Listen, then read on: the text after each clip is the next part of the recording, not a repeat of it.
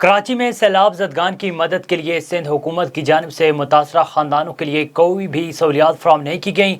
निजी फलाई तंजीम की जानिब से सैलाब ज़दगान में मुतासरा ख़ानदानों में कंबल, फल फ्रूट, मेडिकल की सहूलियात फराहम की गई। इस हवाले से खदीजा तायरा फाउंडेशन के रहनुमाओं ने A1 TV कराची के रिपोर्टर नबी बख्श खासखेली से बातचीत करते हुए कहा कि मुसीबत की घड़ी में अपने मुतासरा भाइयों को तनहा नहीं छोड़ेंगे।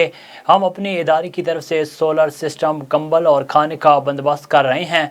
सिंध हुकूमत से अपील करते हैं कि वो इस धरती के वासियों को तमाम सहूलियात फराहम करें।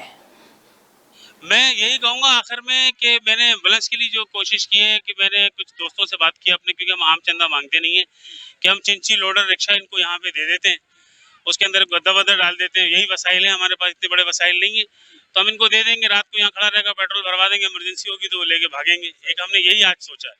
बाकी फल फ्रूट हम रोज की बुनियाद पर यहाँ दे रहे हैं जब तक हमारे अंदर ताकत है, और जब ताकत हमारे अंदर नहीं रहेगी तो हम तो NGO से अपील करेंगे, जफर JDC भाई, सैलानी से, छिपा से, इतने इदारे चल रहे हैं। एक वो इदारा है जो निशान भाई का है, खाना फाउंडेशन, वो रोडों पे लगा के बैठे हुए हैं, पेट भरों को खिला रहे हैं, तो गैर मुल्कियों को खिला रहे हैं, मगर यहाँ पे अपने बच्चों को खिलाने में उनको तकलीफ हो रही है। हम उन तक पैगाम पहुंचा चुके हैं, खाना फाउंडेशन को, सबको, कि यहाँ पे इंसानी अलमिया जन्म ले रहा है। 24 घंटे में एक दफा आप अपने बच्चे को 24 घंटे में एक दफा भूखा रख के दिखाएं और एक दफा खाना खिलाएं तो आपको एहसास होगा। तो बस यही कहूंगा मैं, बहुत तकलीफ दे बात है यहाँ पे। बस ठीक है।